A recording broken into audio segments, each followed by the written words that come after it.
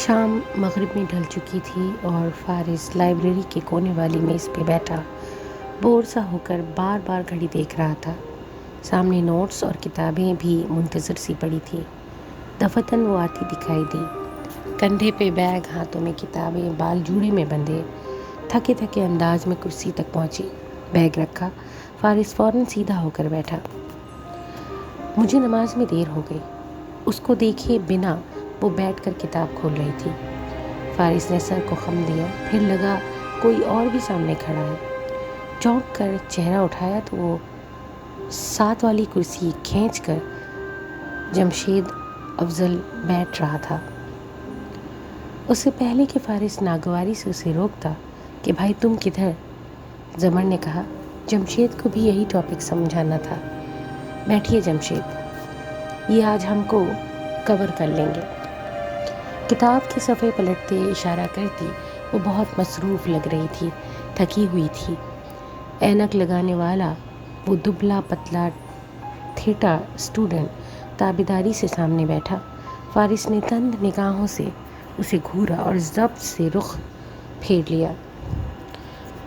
وہ شدید بدمزہ ہوا تھا۔ خود اسے بھی معلوم نہیں کہ کیوں۔ زمر اب بال پن میں لگائے ہاتھ میں پکڑے باری باری دونوں کو دیکھتی سمجھا رہی تھی۔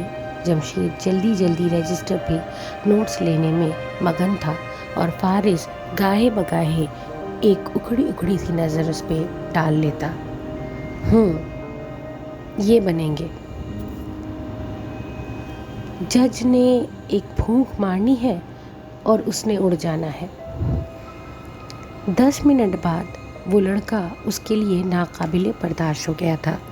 وہ کچھ پوچھ رہا تھا اور زمر دوبارہ اسے وہی بات سمجھا رہی تھی۔ فارس کی بیزاری بڑھنے لگی۔ تبھی زمر کا فون بجا۔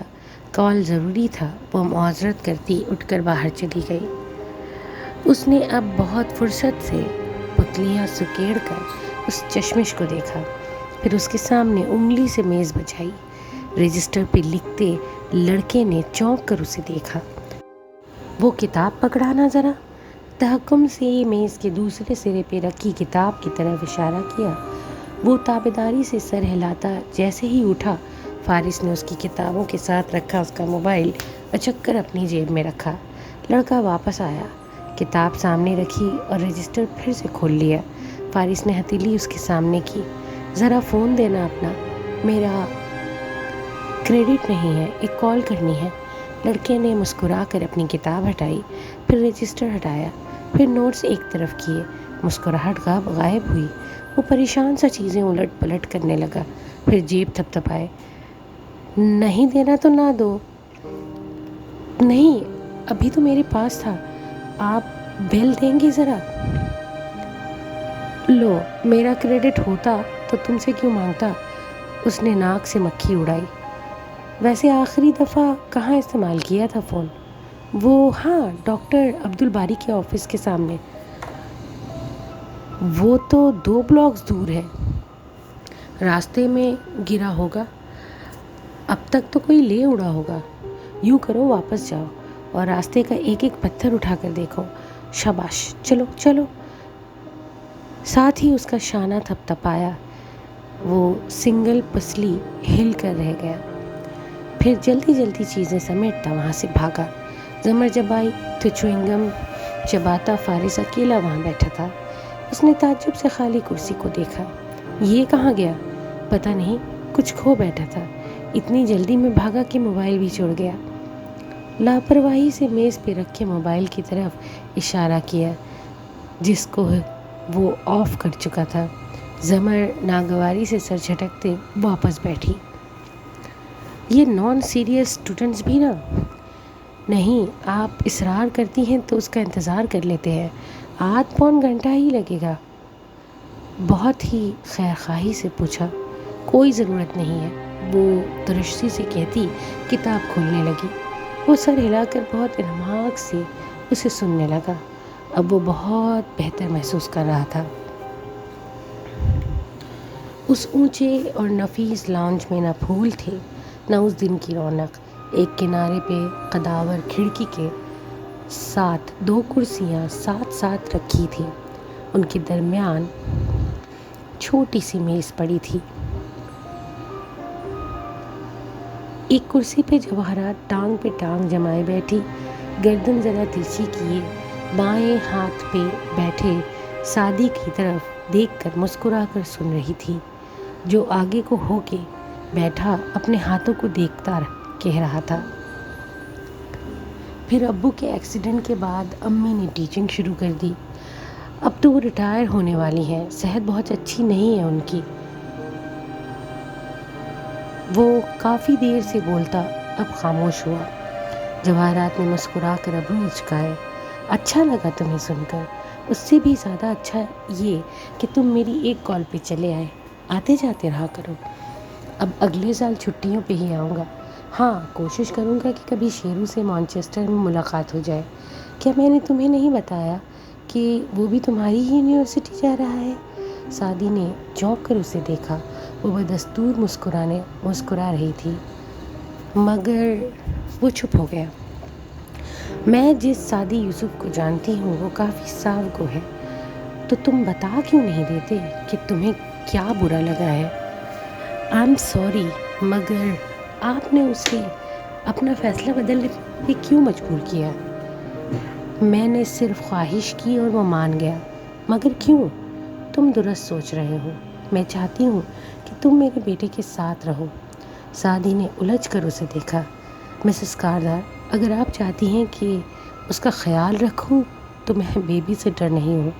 اگر آپ چاہتی ہیں کہ اس کو ہر وقت نصیحتیں کرتا رہوں تو میں مبلغ بھی نہیں ہوں۔ اور اگر آپ یہ چاہتی ہیں کہ میں اس کے پل پل کی خبر آپ کو دوں تو میں جاسوس بھی نہیں ہوں۔ میں یہی سب چاہتی ہوں، مگر بیبی سٹر، مبلغ یا جاسوس کی حیثیت سے نہیں، ایک دوست بن کر۔ ہماری پہلے ہی اچھی دوستی ہو چکی، اور دوست بن کر میں یہ سب کر سکتا ہوں۔ لیکن جتنا میں آپ کے بیٹے کو سمجھتا ہوں، اگر اسے یہ علم ہوا کہ آپ نے میری وجہ سے تو وہ بہت خفا ہوگا۔ سعدی، میرا بیٹا ڈرگس پہ تھا، باپ سے نالاں تھا، اب وہ وعدہ کر چکا ہے کہ خود کو بدلے گا، مگر کیا مجھے اس کا یقین کر لینا چاہیے یا اس کی فکر کرنی چاہیے؟ مجھے اس کی صحت کی فکر اس کی یونیورسٹی سے زیادہ ہے، اور مجھے لگا کہ میں تم پہ بھروسہ کر سکتی ہوں۔ کیا تم میرے دوست نہیں ہو؟ سعدی نے گہری سانس لے کر اس بات میں سر ہلایا۔ اوکے، مگر میں اس کی پشت پہ کبھی بھی کچھ ایسا نہیں کروں گا جس پہ وہ مجھ سے خفا ہو۔ خیر، آپ بتائیں ہاشم بھائی کیسے ہیں؟ ان کے ہنی مون پہ جانے کے بعد آپ تو ان کو بہت مس کر رہی ہوں گی۔ اس کی غیر موجودگی میں تو یہ گھر کاٹ کھانے کو دوڑتا ہے۔ وہ اپنی بیوی کے ساتھ واپس آئیں گے تو پھر رونق ہو جائے گی۔ محبت اندھی ہوتی ہے، مگر امید ہے کہ شادی آنکھیں کھول دیں گی۔ اسے جلد علم ہو جائے گا کہ اس لڑکی نے صرف اس کے اسٹیٹس کی وجہ سے اس سے شادی کی ہے۔ سعدی کو اس بات کی امید نہیں تھی۔ اگر ایسا تھا تو آپ نے ان کو روکا کیوں نہیں؟ میں روکتی تو وہ نہ کرتا۔ زیادہ بہتر ہے کہ وہ تجربہ کر کے سیکھے۔ پھر ہاتھ اٹھا کر 5 انگلیاں اسے دکھائیں۔ 5 سال بھی نہیں چلے گی اس کی یہ شادی۔ تم یہ بات کسی ڈائری پہ لکھ کر رکھ لینا۔ اچھا، مجھے تو وہ اچھی لگ رہی تھی ان کے ساتھ۔ وہ اس لیے کہ تم اچھے ہو۔ اور تمہیں ایک بات کہوں، چونکہ وہ اس کے بائیں طرف بیٹھا تھا تو جواہرات نے ترچھی ہو کر اس کی طرف مڑی۔ سعدی کا مطلب ہوتا ہے خوش قسمت، اور بہت اچھے لوگ کبھی کبھی خوش قسمت نہیں ہوتے۔ یہ منحصر ہے کہ آپ خوش قسمتی کسے کہتے ہیں۔ غم کا ملنا بدقسمتی نہیں ہے، خوشی کا ملنا خوش قسمتی نہیں ہے۔ جواہرات نے مسکرا کر گلاس اٹھایا اور گھونٹ گھونٹ پینے لگی۔ وہ جب اوپر شیرو کے کمرے میں آیا تو وہ کمپیوٹر کے سامنے بیٹھا کوئی گیم کھیل رہا تھا۔ آؤ بیٹھو، اس نے اسکرین پہ نظریں مرکوز کیے، اپنے پیچھے سے ایک کشن نکال کر سعدی کی طرف اچھالا۔ سعدی نے کشن اس کے قریب رکھا اور وہ وہیں بیٹھ گیا۔ تمہاری ممی نے بتایا کہ تم بھی لیٹ سے آ رہے ہو؟ ہاں، انہوں نے بتایا تھا کہ تمہارا بھی وہیں داخلہ ہوا ہے۔ وہ بہت انماق سے گیم کی طرف متوجہ تھا۔ ایک دم برا سا منہ بنا کر کچھ کے زور سے دبائے اور پھر اف کر کے میز پر مکہ مارا۔ گیم اوور، تم ابھی اس کے 40ویں راؤنڈ پہ ہو؟ میری بہن تو 110 راؤنڈز کر چکی ہے۔ شیرو بے یقینی سے اس کی طرف مڑا۔ میں مان ہی نہیں سکتا، 100 سے اوپر پوری دنیا میں صرف 3 لوگ ہیں اور ان کا نام ہائی اسکورر کی فہرست میں ہے۔ میں تمہیں دکھاتا ہوں۔ اسے جیسے سعدی کی اس بھڑک کو جلد سے جلد غلط ثابت کرنا تھا۔ فوراً بٹن دباتا کچھ لوگوں کا نام کھولا، یہاں تک کہ ایک فہرست سامنے آئی۔ سعدی خاموشی سے دیکھ رہا تھا۔ یہ دیکھو، اس گیم میں آج تک صرف یہی لوگ، نوشروہ بولتے بولتے حق لایا۔ فہرست کا دوسرا نام جگمگاتے ہوئے اس کے سامنے تھا، حنین یوسف۔ یہ میری بہن ہے۔ سعدی نے بنا کچھ جتائے اشارہ کیا۔ نوشروہ بالکل پھٹی پھٹی نگاہوں سے اس 10 افراد کی فہرست کو دیکھ رہا تھا۔ باقی بہت سے لوگوں نے اپنے ناموں کی جگہ نک نیمز بھی رکھے ہوئے تھے۔ اگر حنین کا کوئی اور نک ہوتا تو وہ سعدی کو جھوٹا قرار دیتے تھا، مگر خیر پہلے یہ تو وہ پھر بھی نہیں ہے۔ شیرو نے بظاہر لاپرواہی سے ناک سے مکھی اڑائی۔ سعدی کی نظریں فہرست کے سب سے اوپری والے نام تک اٹھ گئیں۔ اس نے ذرا آگے ہو کر پڑھا۔ وہ نک نیم تھا، اینڈز ایور آفٹر۔ یہ کون ہے؟ بہت دفعہ حنین نے اسے یہ فہرست دکھائی تھی، پھر بھی اس نے نوٹ شاید اب کیا تھا۔ شیرو نے مذکورہ شخص کی پروفائل پہ کلک کیا۔ کوئی امریکن لڑکی ہے، اس سے زیادہ معلومات نہیں اوپن کر رہی۔ کیا تم میرے ساتھ کھیلنا چاہو گے؟ وہ نئی گیم شروع کرنے لگا۔ نہیں، سعدی بور سا ہو کر پیچھے ہوا۔ میں ایک بات اچھی طرح جانتا ہوں نوشروہ، کہ میں کوئی بھی گیم نہیں جیت سکتا۔ میرے پاس پھپھو، حنین یا ہاشم بھائی جیسا دماغ نہیں ہے نا۔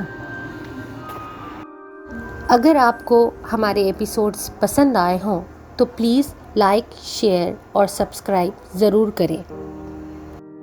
اگر آپ اپنی پسند کی کوئی کہانی سننا چاہتے ہوں تو ہمیں اس کہانی یا ناول کا نام ضرور کمنٹ باکس میں لکھ کر بتائیں۔